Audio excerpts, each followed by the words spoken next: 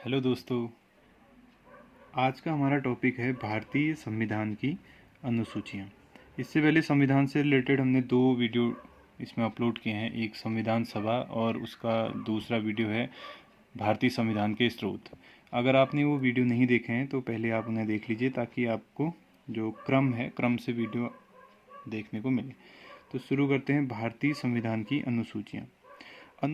अनुसूचियों से हमारा तात्पर्य ये है कि भारतीय संविधान में कुछ हमारे ऐसे पॉइंट थे जिनको 1, 2, 3 करके रखा गया है, उन्हें अनुसूचियों में स्थान दिया गया है। तो जब भारत का संविधान लागू हुआ था 26 जनवरी 1950 को, तो उसे मूल संविधान कहा गया और मूल संविधान में 8 अनुसूचियाँ थी। ठीक। और बाद में धीरे धीरे जब संविधान में संशोधन हुआ, ज़रूरत पड़ने पर संशोधन जब किया गया, तो अनुसूचियों की संख्या भी लगातार बढ़ती गई। तो अभी अगर हम वर्तमान में देखें तो वर्तमान में भारतीय संविधान में 12 अनुसूचियां हैं। तो कभी कभी तो प्रश्न यहीं से पूछ लेता है कि भारत के मूल में, यानी कि भारत का जो मूल संविधान है उसमें कितनी अनुसूचियां। अगर बात मूल संविधान की करेगा तो मूल संविधान में तो 8 अनुसूचियां थी। अगर बात करता है कि भारत के संविधान में वर्तमान में कितनी अनुसूचियां, अगर वर्तमान की बात करेगा तो वर्तमान में 12 अनुसूचियां भारत के संविधान में हैं।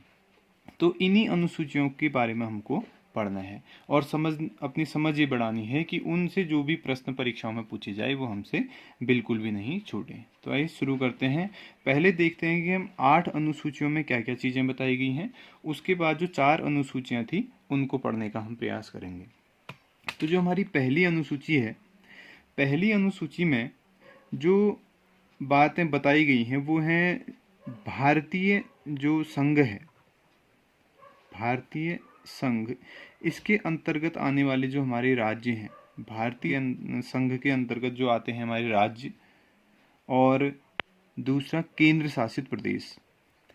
केंद्र शासित प्रदेश जो भी हमारे राज्य हैं भारतीय संघ के अंदर और केंद्र शासित जो हमारे प्रदेश हैं, उनका विवरण जो है वो पहली अनुसूची में किया गया है। यहाँ पर एक चीज़ ये समझने वाली है कि अगर हम बात करें पहली अनुसूची की या पहले अनुच्छेद की या संविधान के पहले भाग की, तो इन तीनों ही चीज़ों में पहली जो हम बात करें कि तीनों ही चीज़ों में इसी चीज़ के बारे में उल्लेख किया गया है, केंद्र शासित प्रदेशों के बारे में और भारत के राज्यों के बारे में। तो अगर हम वर्तमान में देखें तो भारत में अभी कुल मिला के अगर हम देखें तो 28 राज्य हैं और 8 जो है केंद्र शासित प्रदेश हैं।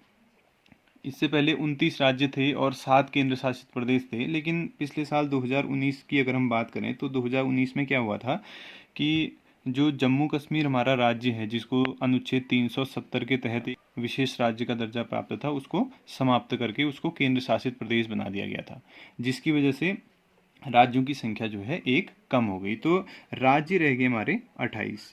और जो पहले केंद्र शासित प्रदेश थे हमारे 7, उसमें क्या हुआ कि जम्मू कश्मीर के साथ साथ लद्दाख को भी केंद्र शासित प्रदेश बनाया गया था। तो इस हिसाब से तो 9 हो गई, लेकिन उसके बाद क्या हुआ था कि दादरा और नगर हवेली और दमन और दीव को इन दोनों ही राज्यों को क्या किया गया था कि प्रशासन की दृष्टि से अच्छा बनाने के लिए मर्ज कर दिया गया, यानी जोड़ दिया गया, एक बना दिया गया। तो इस तरह से अगर हम वर्तमान में देखें तो भारत में 28 राज्य हैं और 8 केंद्र शासित प्रदेश हैं। तो इसका जो जिक्र है वो पहली अनुसूची में किया गया है।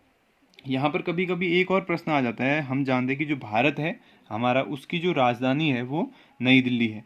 तो यहाँ पर एक संविधान में संशोधन हुआ था जिसको बोलते हैं 69वां संविधान संशोधन। 69वां संविधान संशोधन जो हुआ था उसके माध्यम से दिल्ली जो हमारा केंद्र शासित प्रदेश है उसे भारत की राष्ट्रीय राजधानी के रूप में दर्जा प्राप्त हुआ था। तो अब ये भी यहाँ पर आप समझ जाइए कि कोई भी, जैसे कोई राज्य है, अगर हम राज्यों की संख्या में बढ़ोतरी कर रहे हैं या केंद्र शासित प्रदेशों की संख्या में बढ़ोतरी कर रहे हैं, तो उसका इफेक्ट सीधे सीधे कहाँ पड़ेगा, पहली अनुसूची में पड़ेगा। ठीक है। तो ये पहली अनुसूची है जिसमें भारतीय संघ के अंतर्गत आने वाले राज्य और केंद्र शासित प्रदेशों के बारे में उल्लेख मिलता है। ठीक। उसके बाद हम आते हैं दूसरी अनुसूची में। यहाँ पर अगर हम देखें तो हम दूसरी और तीसरी अनुसूची को एक साथ याद करने का प्रयास करेंगे, क्योंकि इन दोनों में जो बातें बताई गई हैं वो लगभग लगभग सेम है। दूसरी अनुसूची में क्या कहा गया है कि जो जो भारत की राज व्यवस्था है उसके अंतर्गत जितने भी बड़े बड़े संवैधानिक पद आते हैं, जैसे राष्ट्रपति है, उपराष्ट्रपति है, राज्यपाल है, या लोकसभा का अध्यक्ष है, उपाध्यक्ष है, इन सभी पदाधिकारियों को क्या वेतन मिलेगा, ठीक है, क्या उनको पेंशन मिलेगी, या इसके अलावा उन्हें कौन कौन से भत्ते दिए जाएंगे, इनका जो विवरण है वो हमें दूसरी अनुसूची में देखने को मिलता है। तो विभिन्न जो पदाधिकारी हैं, जो बड़े बड़े पदों पर जो संवैधानिक पद हैं हमारे, राष्ट्रपति, उपराष्ट्रपति, राज्यपाल, उनको कितना वेतन दिया जाएगा, कितना उनको पेंशन मिलेगा और कौन कौन से भत्ते दिए जाएंगे, इसका जो विवरण है वो दूसरी अनुसूची में किया गया है। अब हम बात करते हैं तीसरी अनुसूची में। तीसरी अनुसूची भी सेम है कि जो विभिन्न पदाधिकारी हैं जिसकी बात हमने दूसरी अनुसूची में की थी, वो पद ग्रहण करते समय जो अपनी शपथ लेते हैं, है ना, जो पद ग्रहण करते समय वो शपथ लेते हैं, उसके बारे में जो जानकारी है वो हमें तीसरी अनुसूची में देखने को मिलती है। ठीक है, शपथ के बारे में जानकारी, जो बड़े बड़े हमारे संवैधानिक पद हैं उनके जो पदाधिकारी जब पद ग्रहण करते वक्त शपथ लेते हैं तो उस शपथ के बारे में जो जानकारी है वो तीसरी अनुसूची में दी गई है। तो इसको आप आसानी से याद कर सकते हैं कि पहली अनुसूची में भारतीय संघ के अंतर्गत आने वाले जो राज्य हैं और जो केंद्र शासित प्रदेश हैं उनके बारे में जानकारी। दूसरी अनुसूची और तीसरी अनुसूची, दूसरी अनुसूची में जो भारतीय राज व्यवस्था के अंतर्गत जो बड़े बड़े हमारे संवैधानिक पद हैं उन पदाधिकारियों के वेतन, उनके पेंशन, और उनको जो दिए जाने वाले भत्ते हैं उनका विवरण है। तीसरी अनुसूची में बताया गया है कि जो विभिन्न पदाधिकारी हैं वो पद ग्रहण करते समय जो शपथ लेंगे उस शपथ के बारे में जो विवरण है, उल्लेख है, वो तीसरी अनुसूची में किया गया है। अब हम बात करते हैं चौथी अनुसूची की। चौथी अनुसूची में क्या बता रखा है कि जैसे हम जानते हैं कि भारत में एक संसद है जिसके दो हमें सदन देखने को मिलते हैं, एक है राज्यसभा और एक है लोकसभा। तो चौथी अनुसूची में बताया गया है कि जो हमारी राज्यसभा है उस राज्यसभा में विभिन्न राज्यों और केंद्र शासित प्रदेशों से कितने सदस्य क्या करेंगे, भाग लेंगे। मतलब सदस्यों का जो विवरण है या वितरण है, कितना राज्य कितने सदस्यों को राज्यसभा में प्रतिनिधित्व के लिए भेजेगा, तो इसका जो जिक्र है वो चौथी अनुसूची में किया गया है। अब यहाँ पर एक समझने वाली बात यह है कि इसमें राज्यसभा के लिए कह रहा है कि राज्य भी प्रतिनिधि भेजेगा और केंद्र शासित प्रदेश भी जो है प्रतिनिधि भेजेगा। अब यहाँ पर ये समझना है हमें कि राज्य तो भेजेगा, अब हमें ये भी पता है कि सदस्य भेजने का तरीका क्या है कि जो विधानसभा के सदस्य होते हैं वो सदस्यों का चुनाव करके राज्यसभा में सदस्यों को भेजते हैं। ठीक है, तो सभी केंद्र शासित प्रदेशों में विधानसभाएं नहीं है। तो यहाँ पर क्या है कि जो दिल्ली हमारा जो केंद्र शासित प्रदेश है और जो पुदुचेरी हमारा केंद्र शासित प्रदेश है, इसके साथ साथ जो अभी नया बना है जम्मू कश्मीर जो हमारा केंद्र शासित प्रदेश है, ये तीनों ऐसे प्रदेश हैं जहाँ पर विधानसभा है। तो इन राज्यों को भी राज्यसभा में अपने अपने प्रतिनिधि भेजने का अधिकार है। तो चौथी अनुसूची में यही बताया गया है कि कौन सा राज्य या कौन सा केंद्र शासित प्रदेश राज्यसभा के लिए कितने सदस्यों को नामांकित करेगा या वहां भेजेगा जिससे वो अपने राज्य का प्रतिनिधित्व कर सके। तो ये होगी चौथी अनुसूची, इसको आपने सिंगल याद करना है। इसके बाद बात करते हैं पांचवी अनुसूची की। पांचवी अनुसूची में क्या बताया गया है कि इसमें भारत के अंतर्गत आने वाले जो विभिन्न अनुसूचित जाति और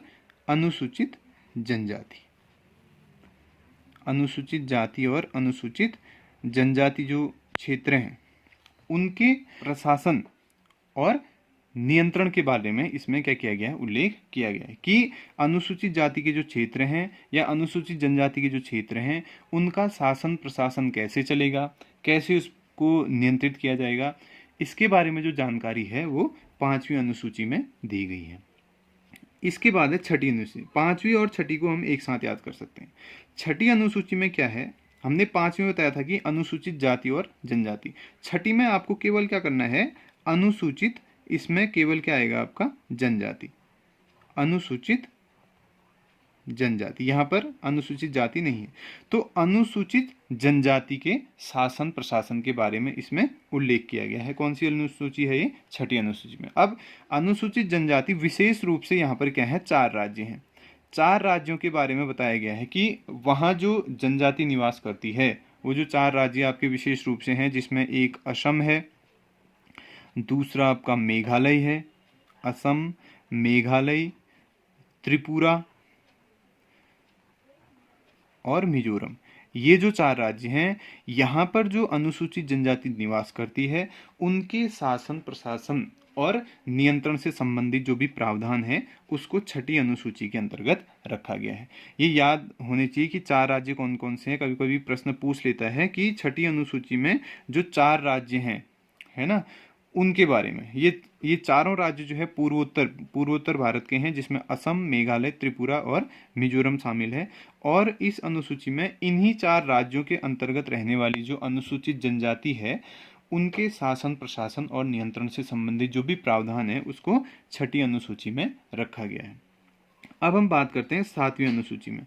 7वीं अनुसूची में क्या बता रखा है कि जो केंद्र और राज्यों के मध्य जो शक्तियों का विभाजन होता है ना, जो उसके बारे में जो जानकारी हमें देखने को मिलती है, वो 7वीं अनुसूची में मिलती है। और इसके साथ साथ जो सूची हमने पढ़ी थी इससे पहले, उसके बारे में भी हमें यहाँ पर जानकारी मिलती है, जिसमें संघ सूची है, संघ सूची पहली, राज्य सूची,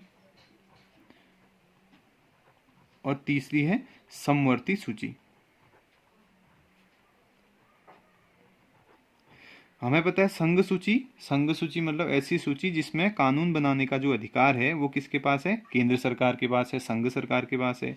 राज्य सूची ऐसी सूची जिसपे कानून बनाने का जो अधिकार है वो राज्य सरकार के पास है। और तीसरी समवर्ती सूची जिसपे कानून बनाने का जो अधिकार है, मतलब इसके अंदर जो भी हमारे विषय आते हैं उनमें कानून बनाने का जो अधिकार है वो केंद्र और राज्य दोनों को बराबर प्राप्त है। लेकिन अगर किसी विषय पर सहमति नहीं बन पा रही है या कानून नहीं बन पा रहा है, तो उस समय केंद्र सरकार को विशेष अधिकार दे रखे हैं कि वो उसके ऊपर कानून बना सकती है। तो इसका जो विवरण है, इन तीनों सूचियों का जो विवरण है वो 7वीं अनुसूची में दिया गया है। बहुत बार प्रतियोगी परीक्षाओं में क्या होता है कि इन्हीं सूची के अंतर्गत जो विषय हैं उनकी संख्या से संबंधित भी मतलब प्रश्न जो है पूछे जाते हैं। तो बात करते हैं संघ सूची में वर्तमान में 100 विषय हैं। 100 विषयों के अंतर्गत केंद्र सरकार क्या कर सकती है? कानून बना सकती है। जब संविधान बना था तो मूल संविधान में इसमें 97 विषय थे, लेकिन अभी वर्तमान में इसमें 100 विषय हैं। राज्य सूची जो है उसमें 61 विषय शामिल हैं। जब मूल संविधान था उसमें 66 विषय थे, अभी वर्तमान में कुछ विषय इसमें कम किए गए हैं, तो इसमें 61 विषय शामिल हैं। और तीसरा है समवर्ती सूची के बारे में हमने पहले बताया था कि इसका जो प्रावधान है वो ऑस्ट्रेलिया के संविधान से लिया गया है, इसको भारतीय संविधान में। तो इसमें 52 ऐसे विषय हैं जिसमें केंद्र सरकार और राज्य सरकार दोनों मिलकर कानून बना सकते हैं। पहले इसमें 47 विषय थे, लेकिन वर्तमान में इसमें विषयों की संख्या को बढ़ाकर 52 कर दिया गया है। तो इन तीनों सूचियों का विवरण और राज्य और केंद्र के मध्य जो शक्तियों का विभाजन होगा उसके बारे में जो हमें जानकारी मिलती है वो 7वीं अनुसूची से मिलती है। इसके बाद आते हैं हम 8वीं अनुसूची में। 8वीं अनुसूची में क्या है? 8वीं अनुसूची में भाषाओं के बारे में जानकारी दी गई, मतलब भाषाओं के बारे में जो प्रावधान है वो हमें 8वीं सूची में देखने को मिलता है। भाषाओं के बारे में हमें यहाँ पर क्या मिलती है? जानकारी। ये सूची हमारी 8वीं। इसमें प्रारंभ में जब संविधान बना था तो उसमें 14 भाषाओं को इसमें 8वीं अनुसूची में रखा गया था। 14 भाषाएं इसमें शामिल थी। फिर क्या हुआ? समय समय पर संविधान में संशोधन हुआ और संशोधन होने के बाद इसमें नई नई भाषाओं को ऐड किया गया। तो इस तरह से हम वर्तमान में देखते हैं, वर्तमान में जो इसमें भाषाओं की संख्या है, वर्तमान में इसमें 22 भाषाएं हैं। तो कभी कभी तो क्या होता है, सीधे सीधे इसी से प्रश्न आ जाता है कि संविधान में कितनी भाषाएं जिनको मान्यता प्राप्त है। तो 22 भाषाएं हैं जिनको क्या है? मान्यता प्राप्त है। और ये जो भाषाओं वाला प्रावधान है वो संविधान की 8वीं सूची में किया गया है। तो एक बार फिर से देखते हैं 8 अनुसूचियां। ये ऐसी अनुसूचियां हैं जो मूल संविधान के साथ संविधान में शामिल थी। तो इसमें पहली अनुसूची जिसमें कह रहा है भारत के संघ और उसके अंतर्गत आने वाले राज्य और केंद्र शासित प्रदेश। दूसरी में बता रहा है कि जो भारतीय राज व्यवस्था है उसके अंतर्गत जितने भी हमारे बड़े बड़े जो पदाधिकारी होते हैं उनके वेतन भत्ते और पेंशन से संबंधित। तीसरी अनुसूची है उन्हीं पदाधिकारियों के पद ग्रहण करते समय जो शपथ लेते हैं उसके बारे में जानकारी। चौथी अनुसूची में बताया गया कि राज्यसभा में कौन सा राज्य या कौन सा केंद्र शासित प्रदेश कितनी सीटों को भेजेगा या कितने सदस्यों को भेजेगा। पांचवी अनुसूची में बताया गया है कि जो भारत जो हमारा देश है उसके अंतर्गत जितने भी अनुसूचित जाति के क्षेत्र हैं और जनजाति के क्षेत्र हैं वहाँ का जो प्रशासन है वो कैसे चलेगा, उस पर कैसे नियंत्रण रखा जाएगा, इसके बारे में हमें जानकारी पांचवी अनुसूची से मिलती है। छठी अनुसूची में बताया कि जो भारत के अंतर्गत जो अनुसूचित जनजाति हैं विशेषकर 4 राज्यों में असम, मेघालय, त्रिपुरा और मिजोरम में, इनका जो शासन प्रशासन है और उस पर किस तरह से नियंत्रण रखा जाएगा, ये छठी अनुसूची में हमें देखने को मिलता है। सातवीं अनुसूची में केंद्र और राज्य के मध्य शक्तियों का बंटवारा और उसके साथ साथ जो संघ सूची, राज्य सूची और समवर्ती सूची का जो प्रावधान है ये प्रावधान 7वीं अनुसूची में हमें देखने को मिलता है। उसके बाद है 8वीं सूची। 8वीं अनुसूची में भाषाओं के बारे में जानकारी मिलती है।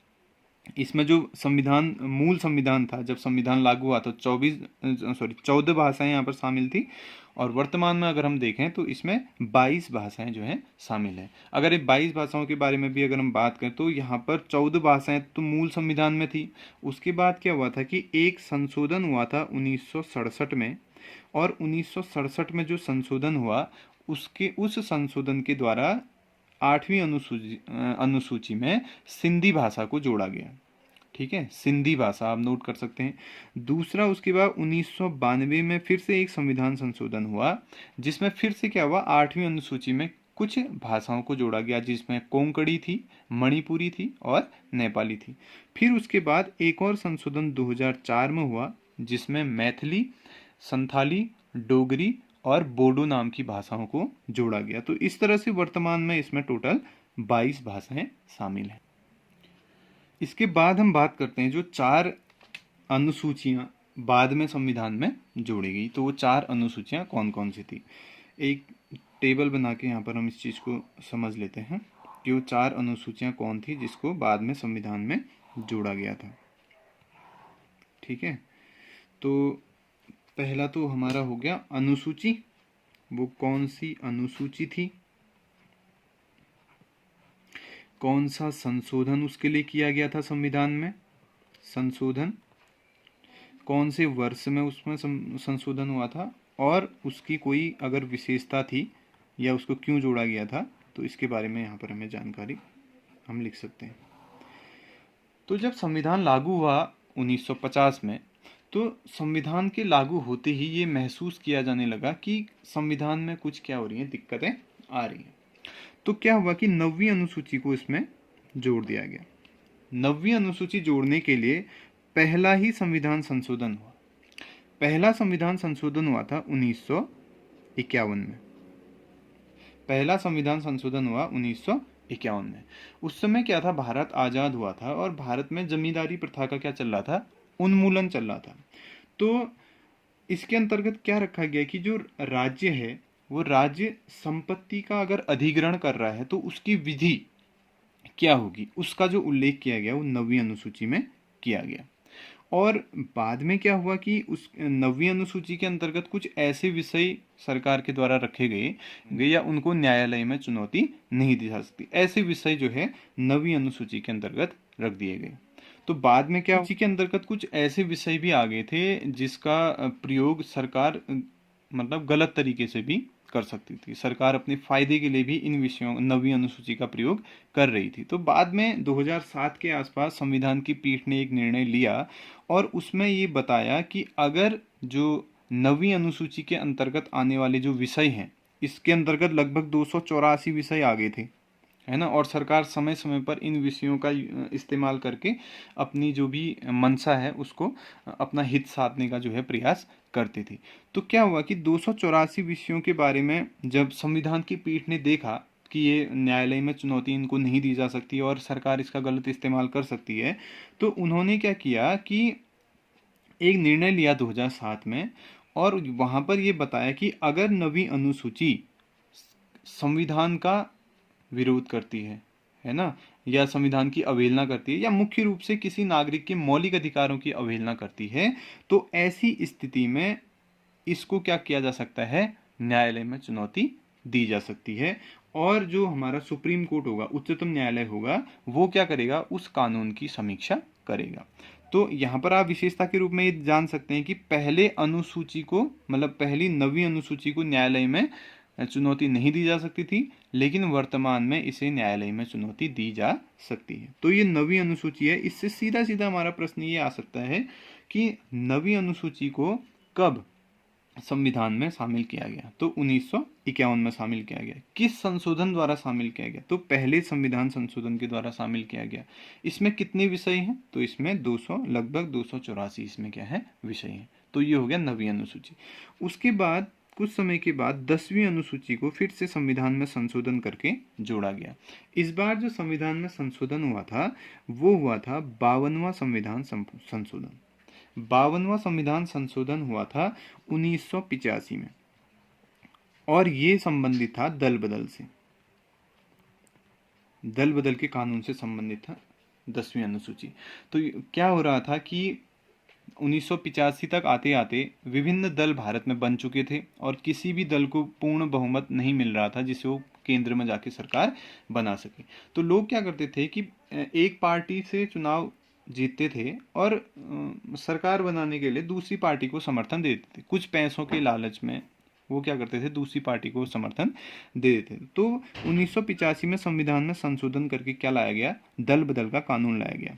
अब इससे हुआ क्या कि जैसे माना कोई एक व्यक्ति किसी एक पार्टी से चुनाव जीतता है, और चुनाव जीतने के बाद अगर वो अपना दल बदल कर लेता है, दल बदल देता है, तो उसकी जो सदस्यता है उसको क्या कर दिया जाएगा, समाप्त कर दिया जाएगा। मतलब जैसे माना वो सांसद बना, और सांसद बनने के बाद उसने अपना दल बदल दिया, तो उसका जो सांसद, जिस पद पर, सांसद के पद पर, वो पद उसका क्या माना जाएगा, रिक्त माना जाएगा। तो ये जो है 52वां संविधान संशोधन 1985 में हुआ था, जिसके माध्यम से 10वीं अनुसूची को जोड़ा गया, और ये 10वीं अनुसूची पूर्ण रूप से दल बदल कानून से संबंधित है। इसके बाद सबसे महत्वपूर्ण जो है वो है 11वीं अनुसूची। इससे तो हर एक एग्जाम में लगभग एक ना एक प्रश्न पूछ ही लेता है। 11वीं अनुसूची के लिए क्या हुआ था, 73वां संविधान संशोधन हुआ था, और ये हुआ था 1993 में, 1993 ईस्वी में ये संविधान संशोधन हुआ था। और इस संशोधन के माध्यम से पंचायत राज व्यवस्था, जो हमारी पंचायत राज व्यवस्था है, उसको जो है संविधान में जोड़ा गया था। तो प्रश्न सीधे सीधे यही पूछ लेता है कि पंचायत राज व्यवस्था का जो प्रावधान है वो कौन सी अनुसूची में है, तो वो प्रावधान है 11वीं अनुसूची में। कौन से संविधान संशोधन से इसको जोड़ा गया, 73वें संविधान संशोधन से इसे जोड़ा गया। कब जोड़ा गया, 1993 में जोड़ा गया। तो पंचायत राज जो व्यवस्था हमारा है, इसमें लगभग 29 ऐसे कार्य क्षेत्र हैं, 29 कार्य क्षेत्र हैं जहां पर पंचायत को काम करने का अधिकार सरकार के द्वारा संविधान में, मतलब इसमें संविधान में दिया गया है। उसके बाद जो हमारा लास्ट है वो है हमारी 12वीं अनुसूची। ये भी बहुत इंपॉर्टेंट है। 12वीं अनुसूची क्या हुआ था, इसके लिए 74वां संविधान संशोधन हुआ था। ये भी सेम ईयर 1993, 1993 में हमारा 74वां संविधान संशोधन हुआ था, जिसके माध्यम से क्या हुआ था कि यहाँ पर नगर प्रशासन को इसके द्वारा, जो मतलब जो शहरी क्षेत्र में जो हमारा स्थानीय स्वशासन जो हमारी संस्था होती है, उसको 12वीं अनुसूची के द्वारा संविधान में जोड़ा गया था, और इसके लिए 74वां संविधान संशोधन किया गया था। तो ये हमारी टोटल हो गई 12 अनुसूचियां, जिसको पॉइंट वाइज जो है भारतीय संविधान में शामिल किया गया है। तो अब इसी जो आगे टेबल आप विशेष रूप से याद रखिएगा, क्योंकि इस टेबल के अंदर से ही 10वीं अनुसूची, 11वीं अनुसूची, 12वीं अनुसूची, ये तो आप मान के चलिए कि बहुत ज़्यादा इंपॉर्टेंट, ये दोनों अनुसूची के बाद कोई भी अनुसूची नहीं जोड़ी गई। तो बहुत सारे एग्जाम में इससे अलग अलग तरह के प्रश्न पूछे जाते हैं। कभी सन का पूछ देता है, कभी संशोधन पूछता है, कभी अनुसूची का नाम पूछ देता है। तो इस तरह से ये 12 अनुसूचियां होगी जो भारतीय संविधान में हमें दी हुई हैं, और 8 पहले से थी और 4 जो है बाद में संविधान संशोधन करके इसमें जोड़ी गई थी। तो ये वीडियो अगर आपको पसंद आया तो आप इसे कमेंट बॉक्स में बता सकते हैं, और इसके बाद जो हम वीडियो लेके आएंगे वो होगा भारतीय संविधान के भाग के बारे में। धन्यवाद।